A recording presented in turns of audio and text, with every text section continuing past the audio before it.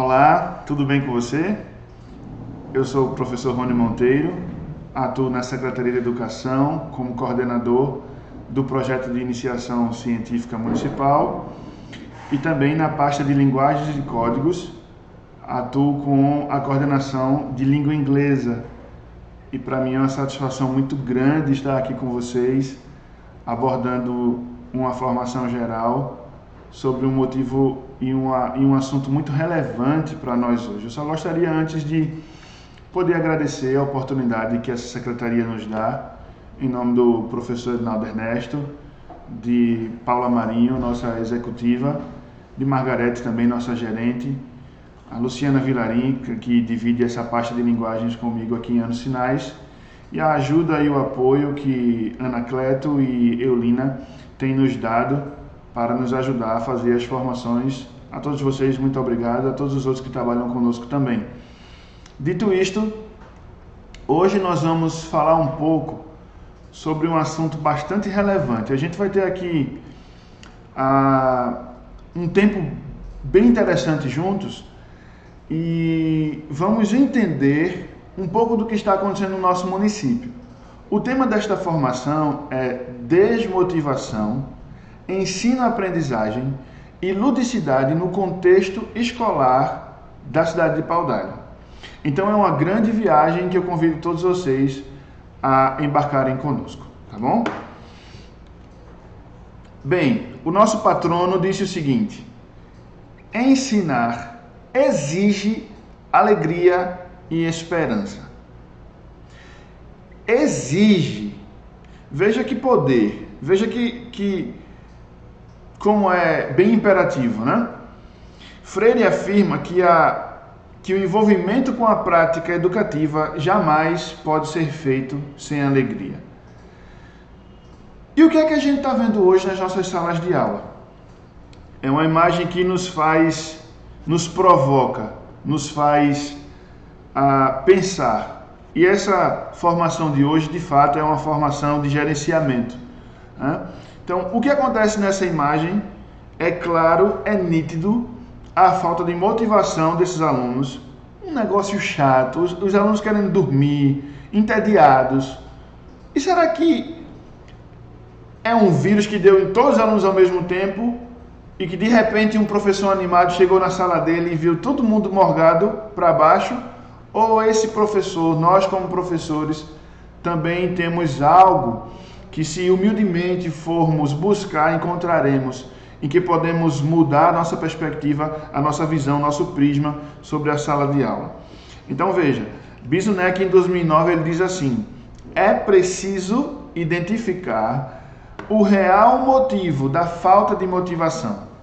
Qual é a razão? Motivação, motivos e ação são os motivos que você tem para agir, sendo necessário que o professor conheça mais o seu aluno, ou seja, na visão de Bisunek, a gente também tem uma parcela nisso daí.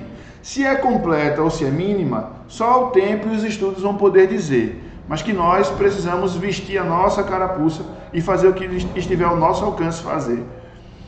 Conhecer o potencial do nosso aluno.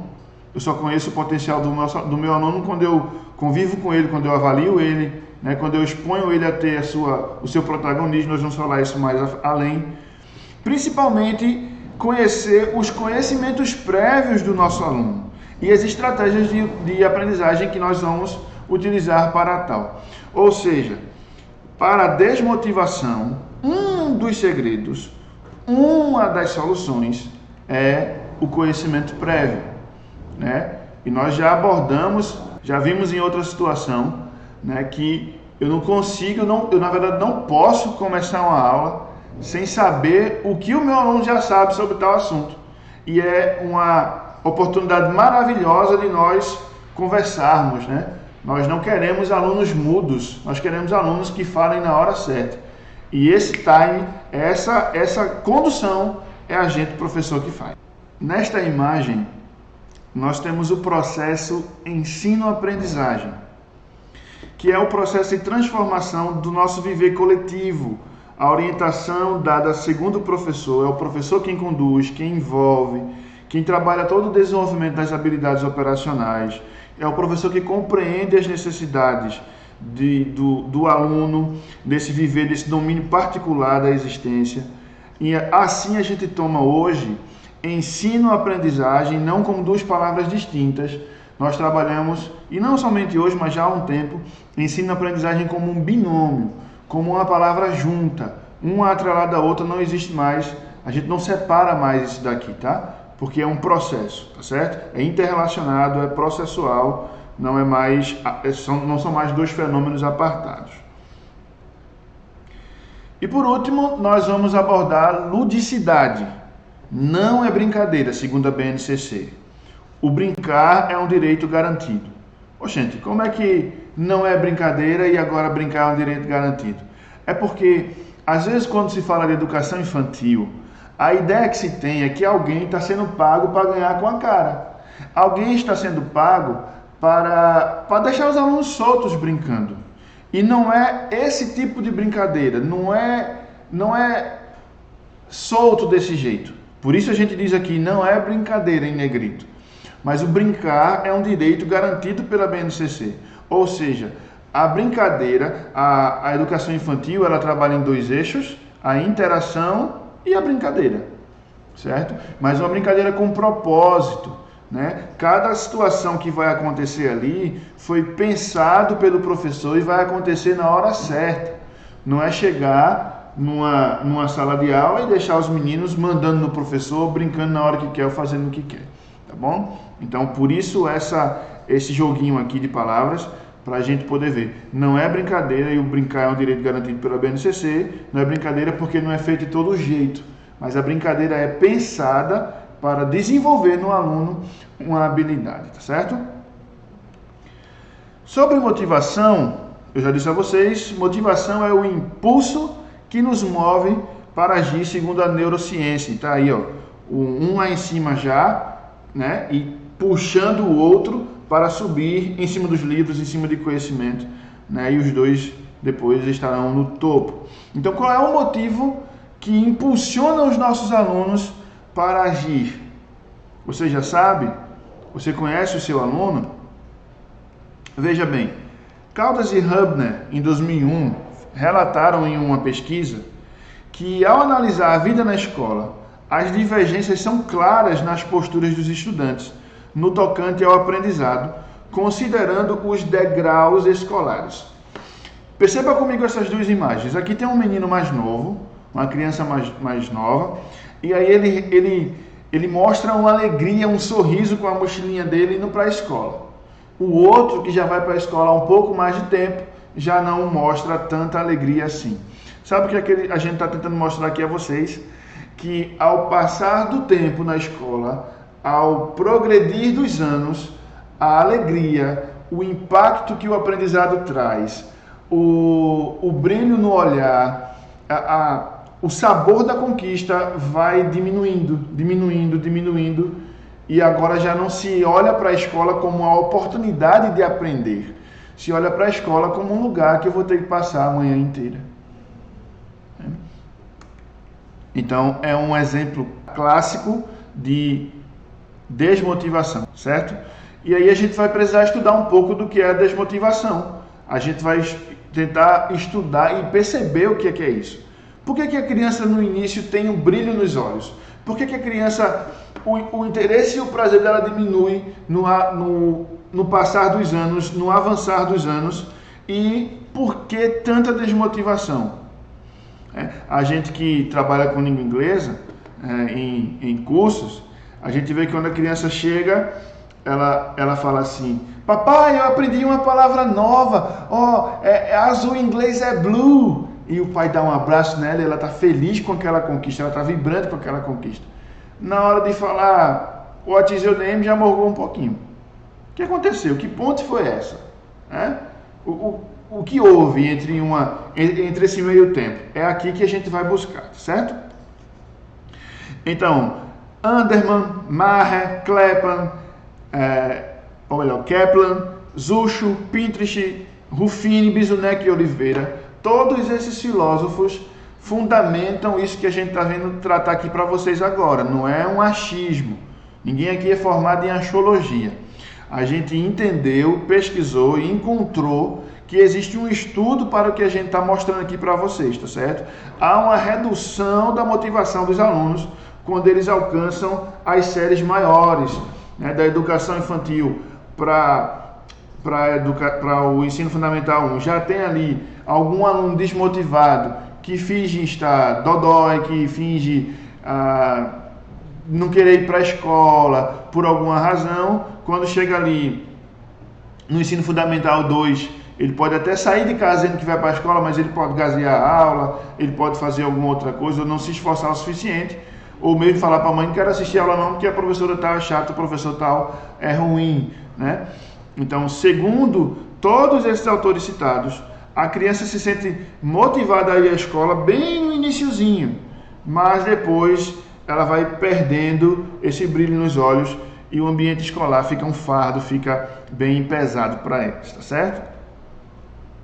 A ideia de um desencantamento no dia a dia na escola se mantém firme, porque encontra suporte nesses estudiosos.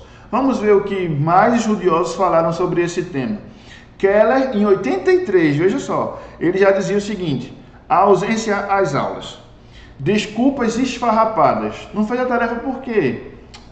Eu fui dormir na casa da minha avó, deixei eles lá, vai ter um feriado na escola. Gente, amanhã não tem aula não porque tem feriado. A sala todinha. Fica todo mundo, mas no meio desses 40 e poucos tem ali alguém ou outro que, poxa, eu gosto de estudar, eu gosto de vir para a escola. E aí é logo taxado de CDF, de bonzão, né? Usa esse termo bonzão ainda, no meu tempo usava. E eu nem sou tão velho assim. Os murmúrios de pesar quando uma prova é anunciada, né? O evidente alívio quando se aproxima o final de semana, tudo isso são claros indicadores da falta de motivação, da desmotivação. E Moreira também diz que uma criança, ao ser indagada sobre o que ela mais gosta na escola, respondeu que o melhor acontecia até que a aula começasse. Isso aqui é um problema.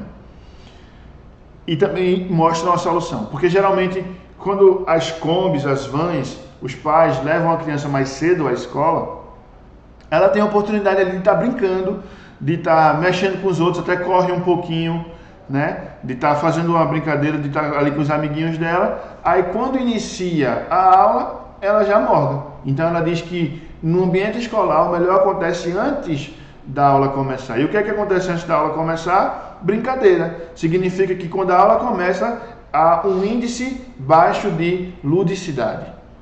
Então, no próprio problema, a gente encontra a solução. Tal comportamento denota desencanto com o momento a ser vivido posteriormente, tá certo? E Holanda, em 96, vai definir desencantamento como algo que não delicia, algo que não tem sabor, algo que não eleva, algo que não encanta. Então, na aprendizagem em geral, isso aqui é necessário que nós aprendamos. O ato de aprender é ativo e não é passivo. Não se trata de submeter o aluno a um tratamento, né? Mas se trata de construir uma habilidade. É bem BNCC, né? Bem atual, né? Mas Schultz disse isso em 2003, ó, ao tempão.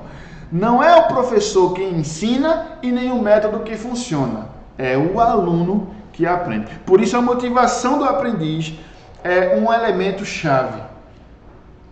E a gente vai estudar um pouquinho mais sobre motivação com esse gráfico e com essa frase de Bergman.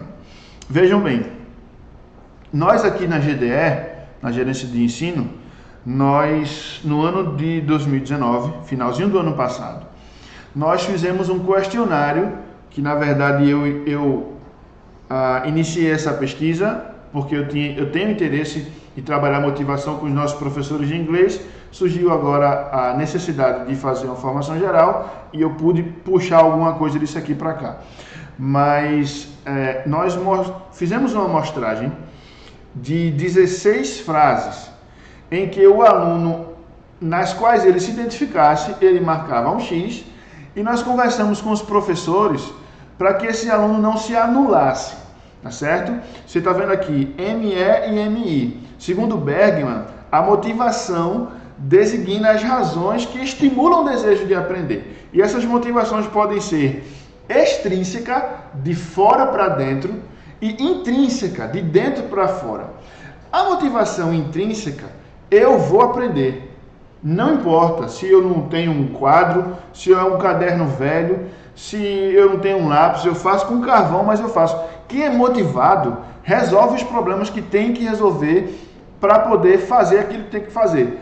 Quem não é motivado, cruza os braços, espera chegar e ainda quando chega, não resolve. Então aqui nós temos dois tipos de aluno. Aquele que o professor se encanta com o tanto de motivação que ele tem, própria, e aquele que o professor, se não estiver injetando motivação nele, ele não vai sair do lugar, tá certo? Então, são dois tipos de aluno. Nós fizemos perguntas extrinsecamente da seguinte forma: só vou para a escola senão minha mãe briga. Só faço tarefas porque senão meu professor fica chateado. Essas perguntas, esse tipo de pergunta para motivação extrínseca.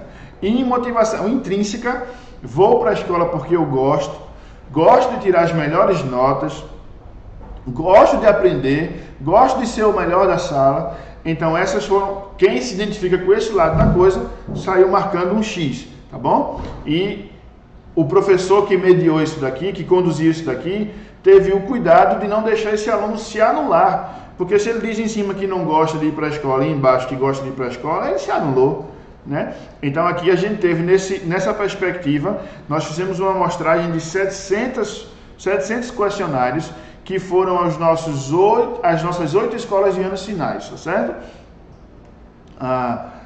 E fizemos cada um desses alunos marcou o que achava que devia marcar e 608 mostragens retornaram a nós, ou seja, os alunos que faltaram, que não foram no dia, né? E aí nós tivemos de 700, 608 que responderam.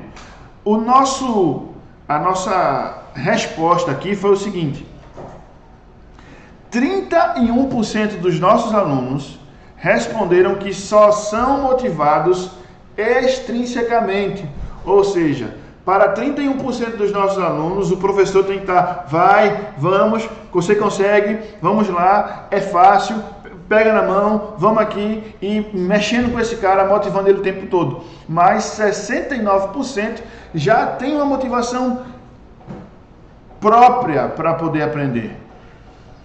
Isso é maravilhoso. Quem sabe até a gente podia estar esperando que o resultado fosse o contrário, mas não. Nós temos muito caminho, 31% é um caminho considerável, mas se fosse o contrário, seria um caminho até certo ponto tortuoso. Nós temos agora uma porcentagem consideradamente mínima, né, a poder alcançar com esse nosso aluno. Nós sabendo agora e depois com os nossos professores de inglês, eu vou mostrar de escola por escola como é que foi essa votação. Nós fizemos assim, ó, o sexto ano A e o sexto ano o último, porque entende-se que a primeira série fica ali os melhorzinhos e as últimas são os fora de faixa, ou então aqueles que já não têm muito interesse. Então, geralmente funciona assim. Então, pega o melhor ano e o pior ano, que é para a gente fazer uma base. Fizemos no sexto, porque esse ano seria o nosso sétimo, e fizemos no oitavo e não no nono, porque esse ano é o nosso nono. E aí a gente tem ainda tempo para poder mexer com eles. A pandemia veio e atrapalhou não só os meus planos, os planos da Secretaria de Educação, mas vários planos de várias pessoas, infelizmente. Mas aqui está o resultado do que nós colhemos, tá certo? E aí, quando tiver com os nossos professores de inglês, detalhadamente, escola por escola, nós vamos ver como é que estão os níveis de motivação desses alunos. Então, o professor Van der Grift vem dar um puxãozinho de orelha na gente. Com humildade, vamos receber, porque de fato isso pode acontecer e já aconteceu com alguém, tá certo? O professor pode ter aparentes habilidades muito boas na visão de um mero estudante. Ele pode ter conhecimento do assunto, mas ele pode, contudo, não saber adaptar a sua aula em conformidade com o seu aluno. Já viu aquelas frases que as pessoas dizem assim, esse professor é muito bom, ele é muito inteligente, mas ele sabe para ele só. Porque ele é detentor do conhecimento. O que é que falta a ele? Pedagogia. O que é que falta a ele? Falta estratégias do como melhor repassar essa informação que ele tem, que ele é o dono da situação, ele sabe o que faz. Mas ele não consegue, às vezes, alcançar esse aluno. Não está bacana para esse aluno dele. Embora o aluno olhe para ele e reconheça que ele sabe muito. É provável que uma das causas, perceba, nós, enquanto secretaria, não estamos colocando a culpa em vocês. Estamos dizendo que se nós procurarmos e assumirmos, temos alguma parcela também, né, contribuímos também para essa desmotivação. Então, é provável que uma das causas do desencanto seja a falta de planejamento do professor. Vamos assumir? Às vezes que nós chegamos na sala de aula, bom dia pessoal, tudo bem com vocês? Abra o livro aí, qual foi a página que a gente parou mesmo? Gente, deixou claro que a gente não se preparou. Se você vai para uma sala, entra numa sala, não sabe nem o que você vai ver lá, você vai dizer que fez plano de aula? Não fez. Não fez. Mas você tem jogo de cintura para o que você vê, você dá conta. Isso a gente sabe que você tem. Mas no meio disso aí a gente vai deixando algumas coisas passar que para a gente não é talvez relevante, mas que em estudo faz a diferença para o nosso aluno, né? Então, resulta na falta de domínio daquele conteúdo, de suas etapas de ensino. Você sabe o que é a coisa, mas o seu alcance, se você preparasse essa aula, seria tão maior, né, que você obedeceria etapas, perceberia tempo. Esse assunto só tem 3 minutos, esse assunto só tem 5 minutos. Não existe mais a gente deixar uma atividade no quadro porque os nossos alunos são lentos. 3, 4 quesitos que ficou no quadro para copiar, pegar uma aula toda. Tá, pessoal, na outra aula a gente responde. Aí vai ter que escrever tudo no quadro para poder responder. Gente, por favor. A gente desarmoniza dessa forma o encadeamento dos assuntos. A gente prejudica diretamente a construção estrutural do conhecimento. Tá? Então, dessa maneira, nós temos aqui o seguinte. Segundo Vygotsky, né? Nós temos um atrapalho na zona de desenvolvimento proximal. Paralelo a isso, a ausência de planejamento também ocasiona a falta de relação do novo conteúdo com o conhecimento prévio do aluno, inviabilizando um aprendizado significativo.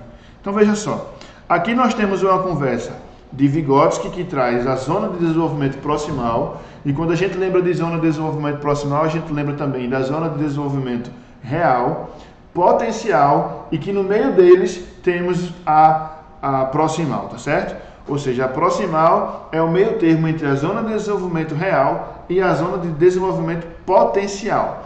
E atrapalhamos também com a falta de planejamento o conhecimento prévio do nosso aluno, porque nós, segundo Alzubel, já temos esse costume de chegar na sala explicando tudo. E a gente não sabe o que é que o aluno da gente sabe.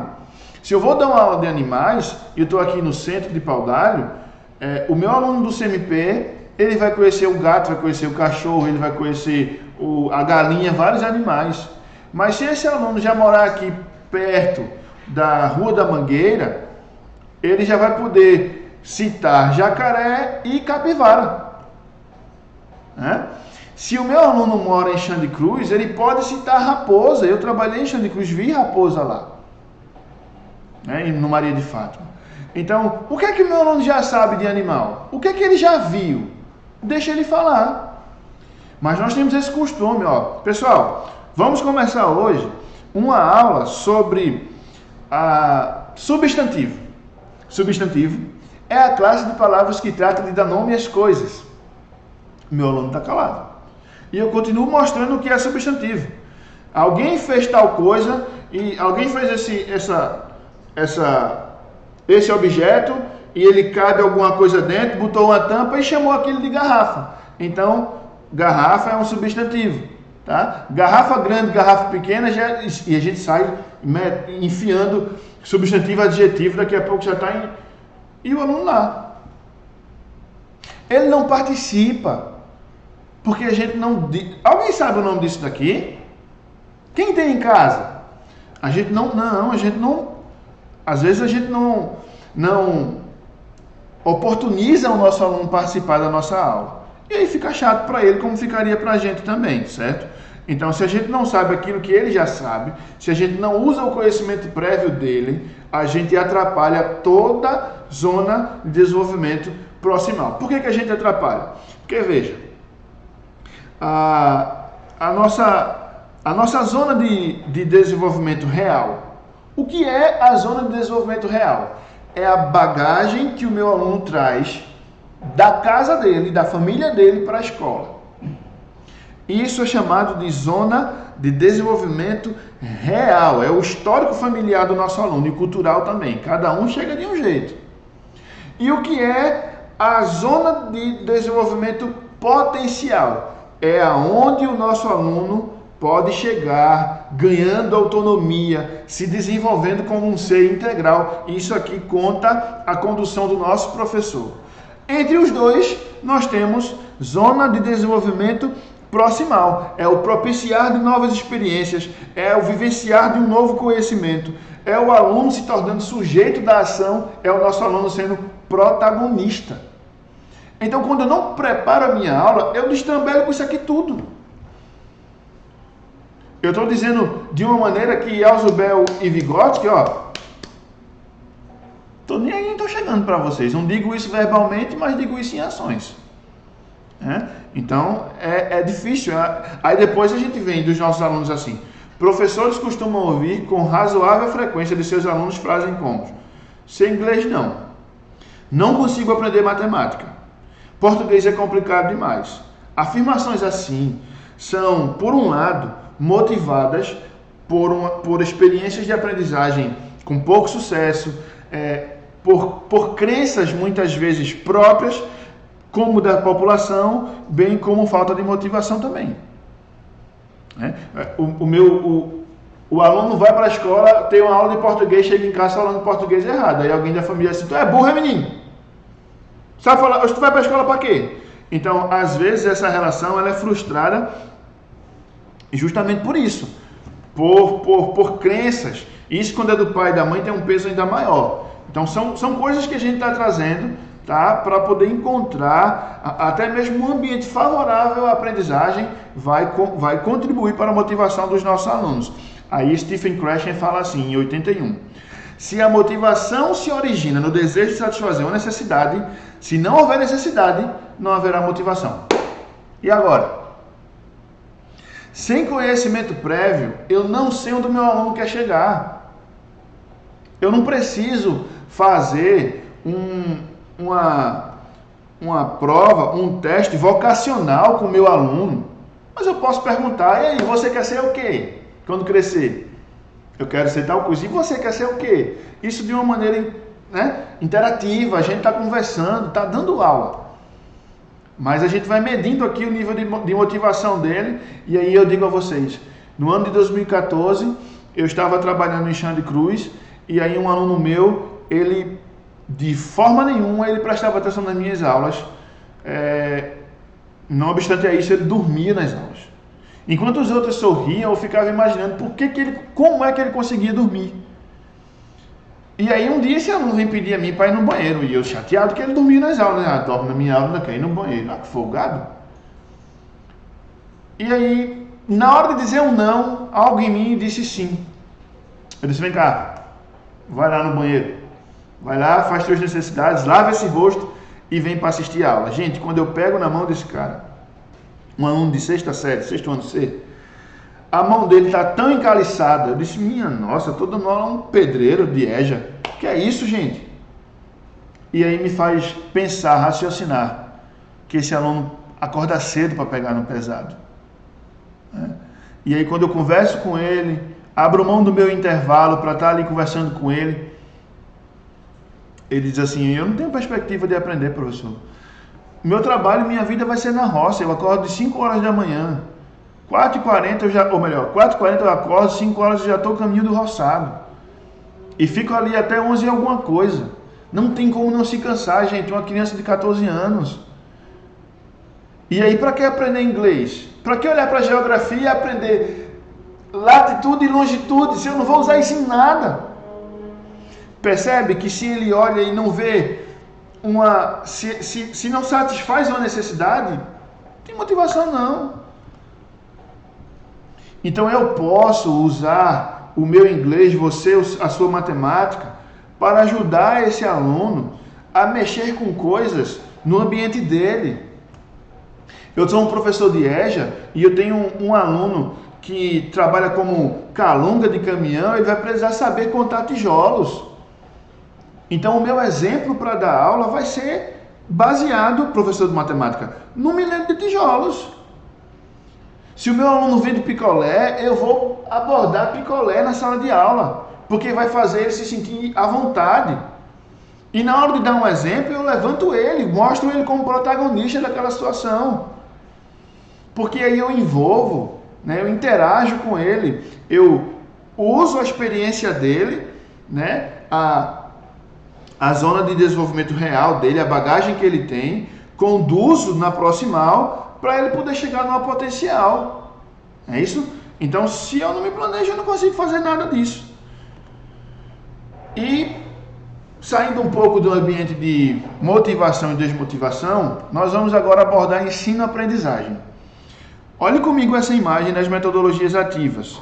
Cultura escolar, papel do professor, autonomia do aluno, tecnologia, avaliação, o espaço em si e no meio de tudo isso, o estudante no centro. Mas perceba que essa imagem foi muito bem elaborada porque ela trabalha com engrenagens. Mexo no um, giro o outro, entendeu?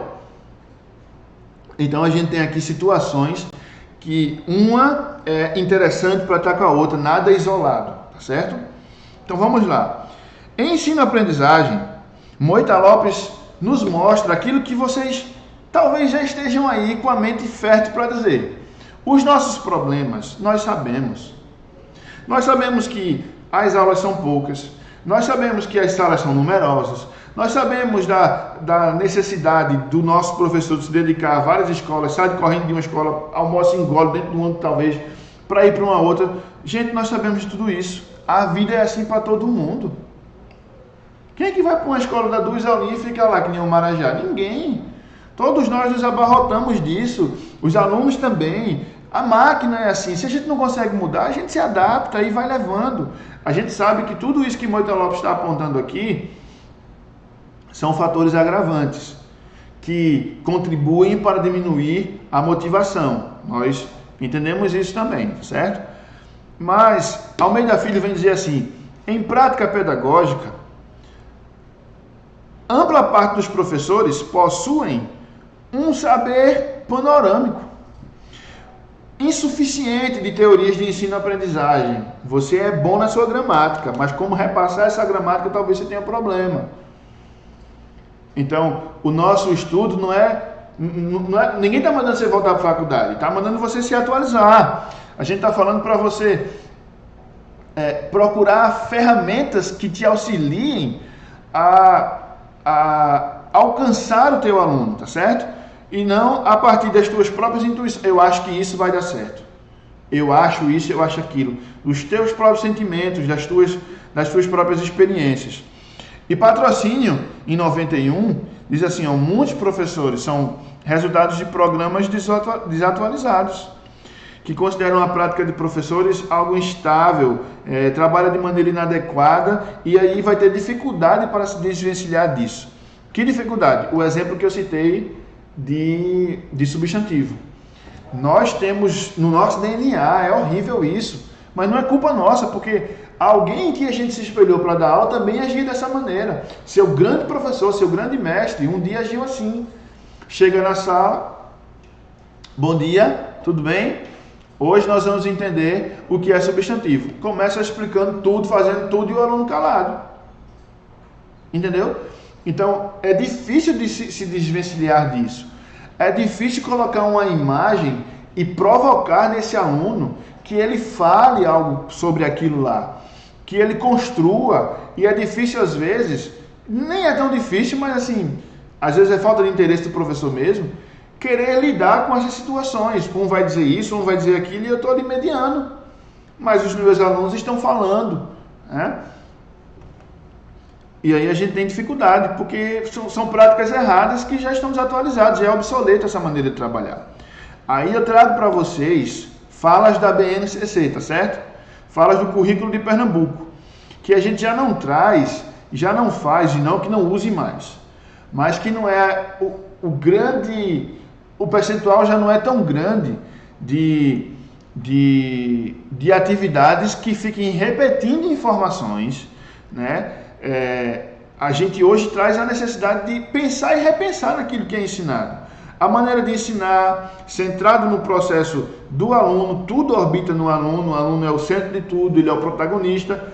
O modo de avaliar, e a gente vai ter que bater um pouquinho aqui na questão de avaliação também, porque é de alguma forma uma ZDP, nem muito, nem tão pouco, e aí às vezes é fácil demais e frustra o aluno, e às vezes é difícil demais e também morre o aluno, porque ele olha para aquilo como algo que ele não vai alcançar, que ele não sabe mesmo, então em vez de ele meter a cara para estudar, ele vai, nota que eu tirar aqui tá bom, eu passando no resto, essa entra no meio, entendeu?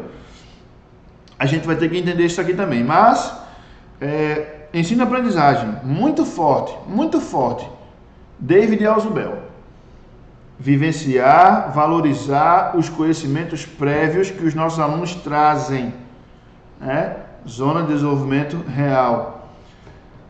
Auxiliá-los a desenvolver competências nas diversas áreas de conhecimento. Zona de desenvolvimento proximal.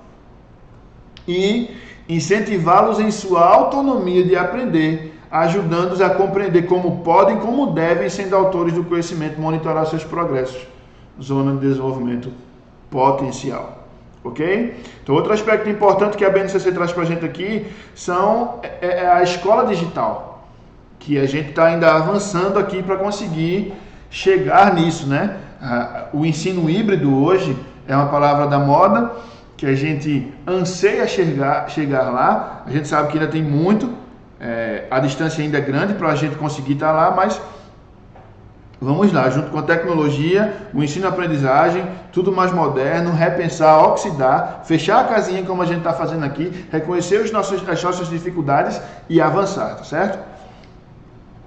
Através do conhecimento tecnológico também, porque uma criança hoje, ela de 2 anos, pega o celular, chegou no YouTube, já está assistindo a coisinha que ela gosta, ela já entende o que é o canal, e às vezes um professor não sabe nem dar o like no vídeo e se inscrever.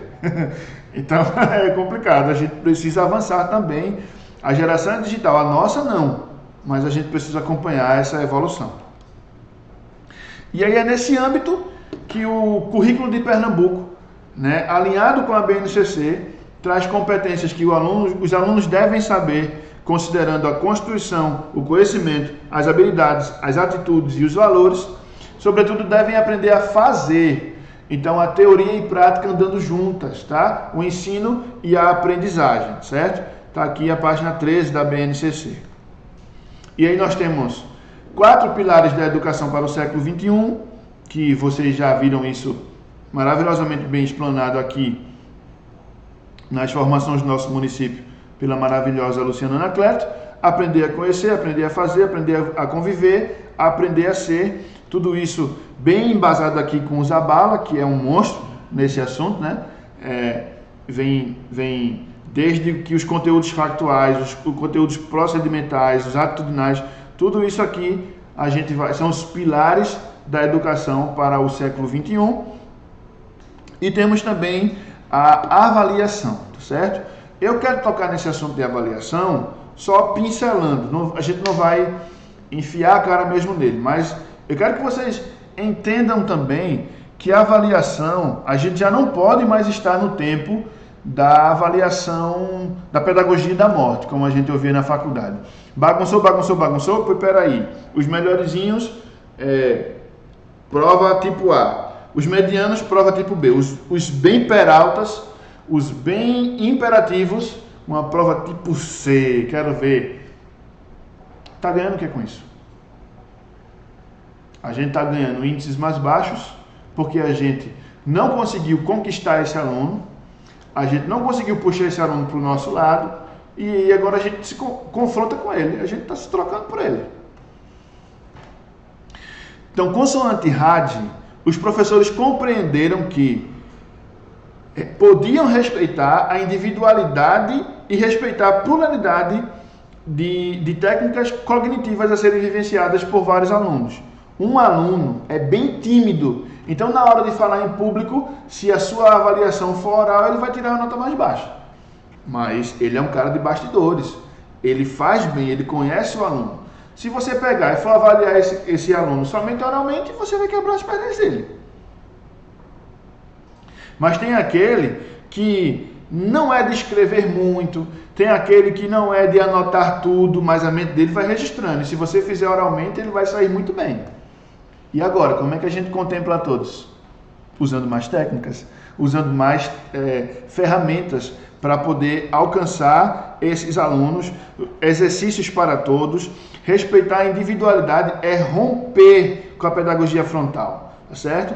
A gente pode inventar a organização de tarefas, de dispositivos didáticos que assentem, que contemplem cada um dos nossos alunos, né? Saber conceber e fazer com que esses dispositivos evoluam é uma competência com a qual sonham e a qual constroem pouco a pouco, tá certo? Então, sabendo disso, nós temos aqui professores que pensam que o fracasso escolar não é uma fatalidade e que todos podem aprender. Então, esse sabe, esse não sabe, esse vai passar. Sabe que no tempo que eu estudava, um professor uma vez disse para mim assim: eu posso hoje, no primeiro dia de aula, escrever numa carta e guardar e arquivar aqui com qualquer um de vocês. Escrever numa carta, como se uma chamada, o nome de todos os alunos. E eu já posso dizer a vocês aqui agora, no primeiro dia de aula, quem passa e quem não passa no final do ano. No final do ano a gente comprova isso aqui. Vamos apostar? Gente, o que é isso? Que axiologia é essa? Por que olhar para a cara de um aluno e entender que ele não vai passar? Quem é que tem cara de que passa de ano e quem tem cara que não passa? Está escrito na testa de quem, gente? Que absurdo é esse? Então, isso o aluno mal chegou na escola, o professor olhou para ele e disse: vai passar não. E é culpa dele. E eu não estou dizendo que todos os professores agem assim.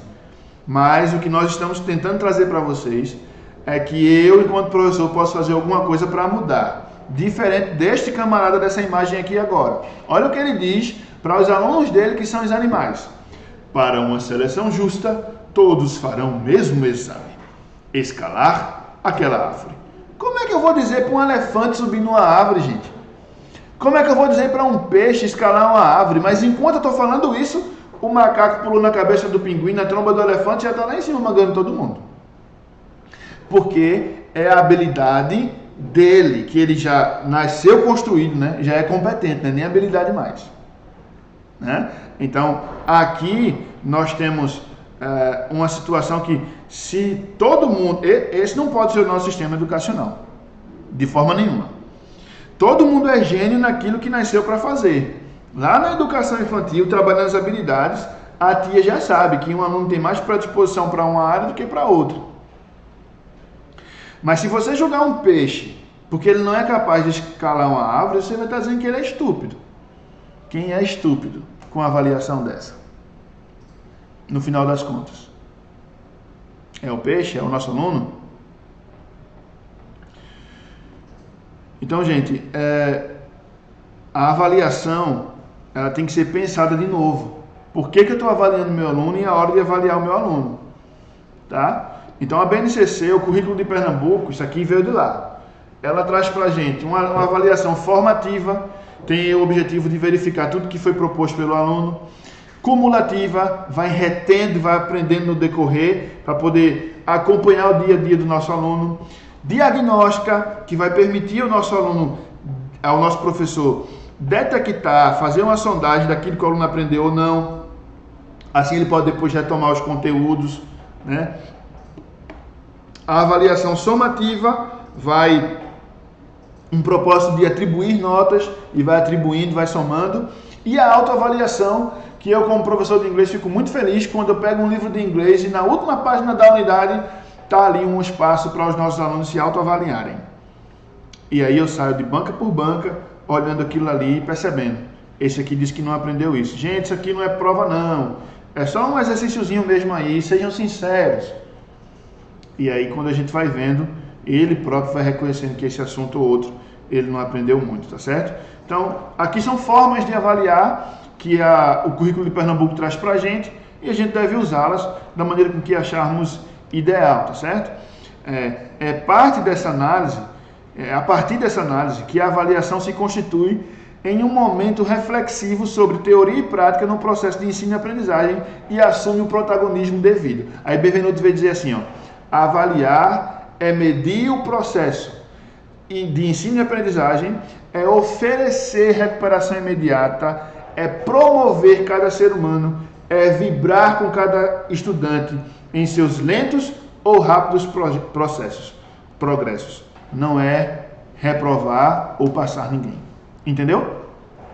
A perspectiva nossa em relação à avaliação, às vezes, poderia estar melhor. E é por isso que a gente toca nesse assunto.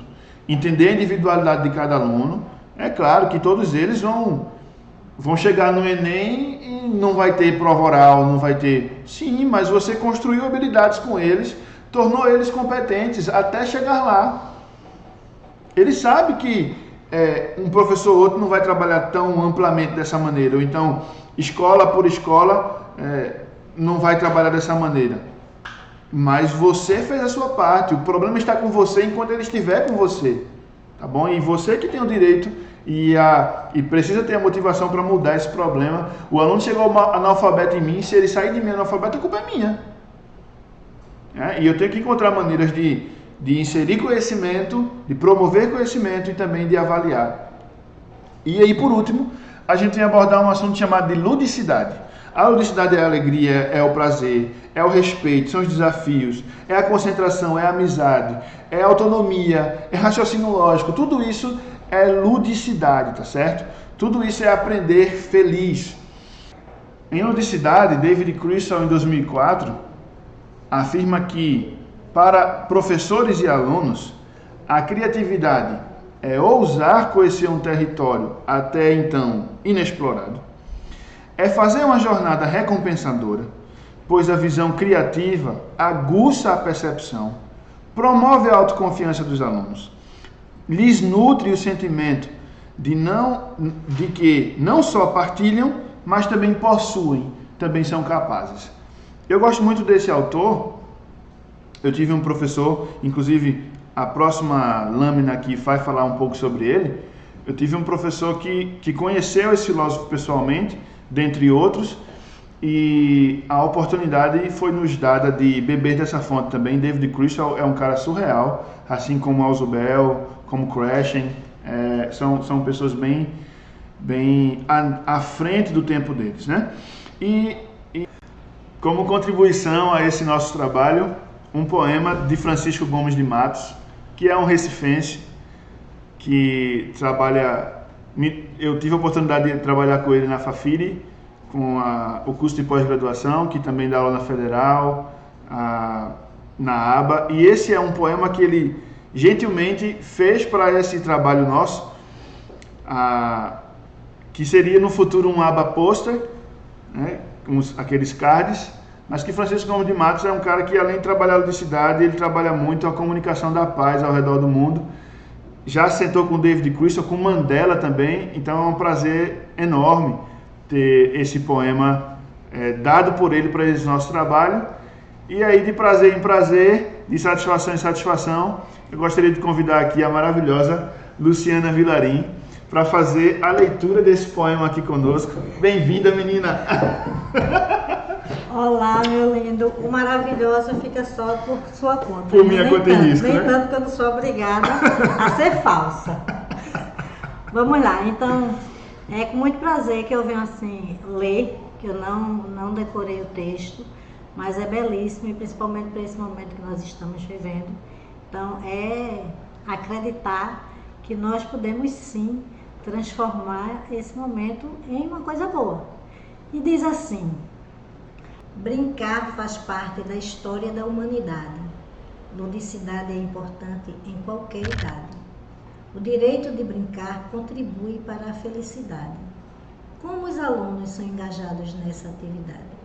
Ser comunicativamente criativo faz parte do dia a dia. De que modo nos descontraímos com sadia alegria? A criatividade linguística precisa ser muito bem trabalhada. Em português e outras línguas, prosa ou poesia caprichada. Fazer alguém rir gostosamente é um efeito admirável, principalmente quando reflete uma dignidade comunicável. A ludicidade faz bem em qualquer idade, na escola, no trabalho, em casa, no campo ou na cidade. Por isso, saibamos ludicamente educar, e uma pedagogia da alegria iremos edificar. Francisco Gomes de Matos. Gratidão ao professor Francisco, gratidão à professora Luciana. Muito obrigado por sua participação aqui conosco. Por nada, estamos aqui à sua disposição. E bola pra frente que atrás vem gente. Cheiro no coração. Muito obrigado.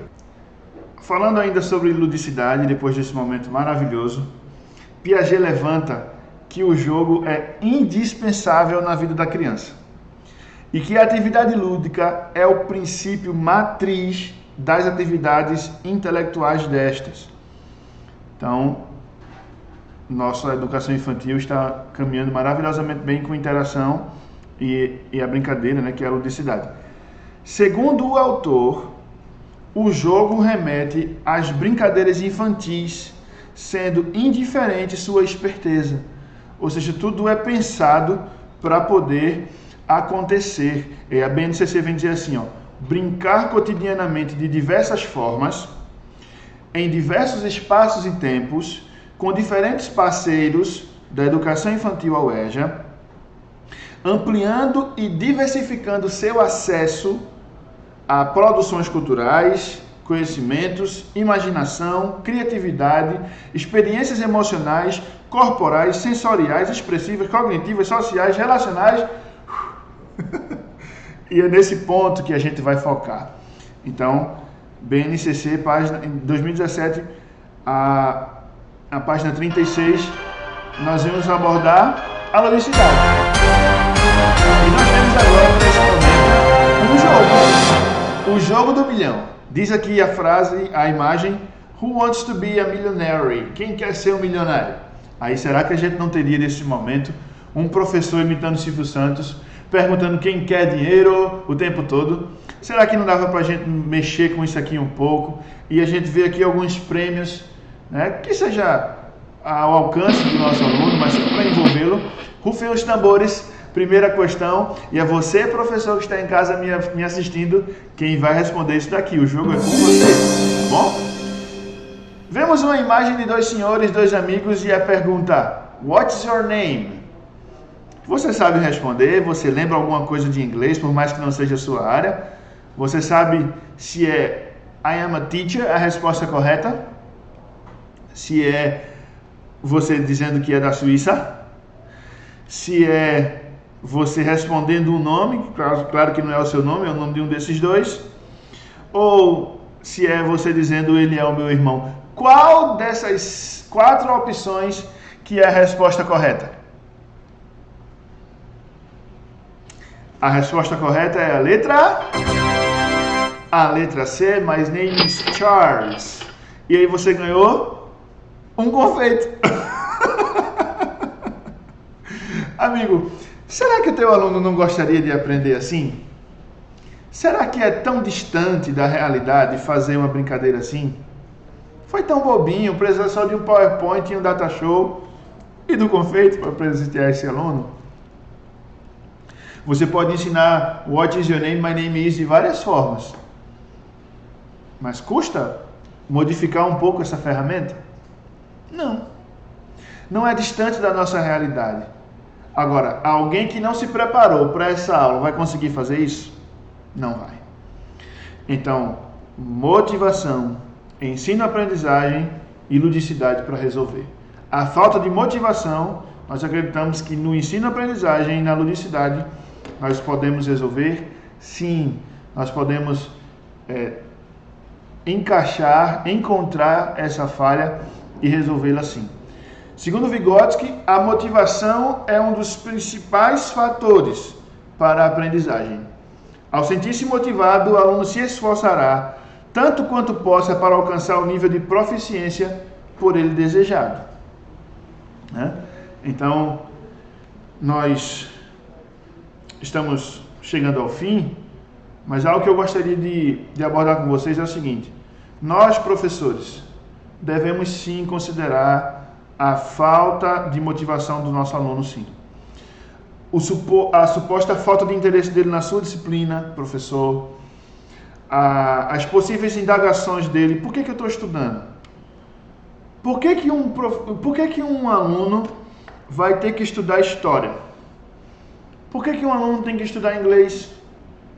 Rapidamente, a gente tem que desmistificar essas ideias, esses mitos, esses relativismos danosos.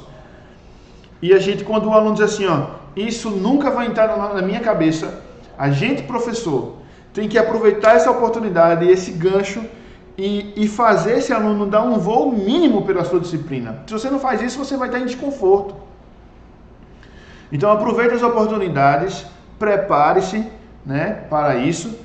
E eu queria finalizar com uma frase que é uma frase impactante, porque a gente entende que a motivação mais estímulo vai dar o resultado da educação, mas Henry Adams ele disse o seguinte: um professor influi para a eternidade. Nunca se pode dizer até onde vai a sua influência. Professor, você não consegue medir. Você na escola, talvez você seja o único, já dizia Freire, Você pode ser o único exemplo positivo que esse aluno pode estar tendo. A sua influência, fita métrica nenhuma pode medir, nem balança pode pesar. Então, como diria Cortella, seja o melhor que você pode ser, enquanto você não tem condições de ser melhor ainda. Observe o seu aluno, respeite o conhecimento prévio dele, se organize, prepare a sua aula, leve o melhor que você tem, vá com alegria, construa um ambiente prazeroso. Todo mundo vai sair ganhando nesse ambiente saudável e coletivo, tá bom? Eu me despeço de vocês aqui. Nós deixaremos algumas atividades no Classroom. Muito obrigado pela paciência de vocês. Até a próxima.